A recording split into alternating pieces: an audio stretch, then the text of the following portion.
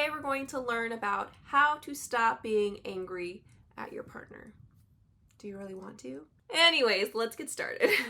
So the first thing that we're going to do is we're going to identify triggers, right? What's setting you off in the first place? When do you notice that you're most upset with them? Say they don't know what they want to eat for dinner. Say they didn't do the dishes like you asked them 20 times, right? What are some of those triggers? What are some of the things that are unresolved that you still need to work through with your partner? Number two, this kind of leads into resentment. And this is one of the biggest things that I see with couples is never being able to let go of the past. Someone eventually, brings up something. Well, you did this, right? You did that. So why can I do this? Even though we know that the behavior that in question is not something particularly healthy, we're more so upset that the other person seemed to get away with it, right?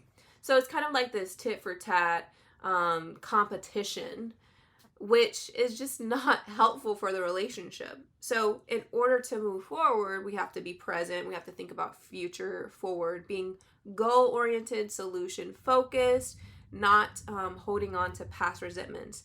If it's something that you really want to work on, it's something you really want to change in your dynamic, then we need to start doing things differently, right? We can't always do things the same way.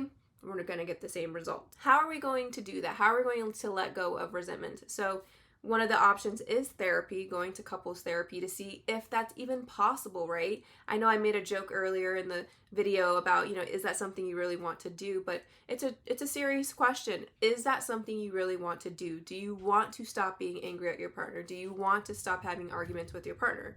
Do you want to let go of resentment? Do you want to continue the relationship? Do you want to stay with this person long-term, 20 plus years? Is that something you truly want to do? And if so, are you willing to let go of those things in order to obtain that goal? If so, then we're definitely going to need to improve our communication. We need to be vulnerable. We need to be able to be forgiving and graceful and give mercy to partner.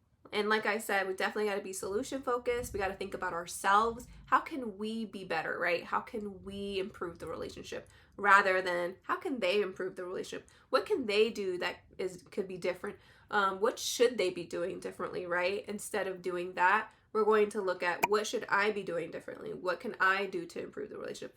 Even if they are being a hot mess, even if they are doing, the worst communication skills, we're not going to get on that level because then nothing will get resolved. And so it's almost like I have to improve myself. I have to better myself in order for them to change as well. And number three is going to be a big one, kind of leading up into that is acceptance. So learning acceptance, learning to let go, learning that some things are just out of your control. And what I see a lot of the times with anger is that we're actually very anxious and we don't know how to express that. And so in order to give that energy back to the universe, it's almost like we do it in this explosive, reactive, emotional way instead of seeing it as, oh, I feel this way, right? I'm having this emotion. Instead of being like an observer of that feeling, we become that feeling.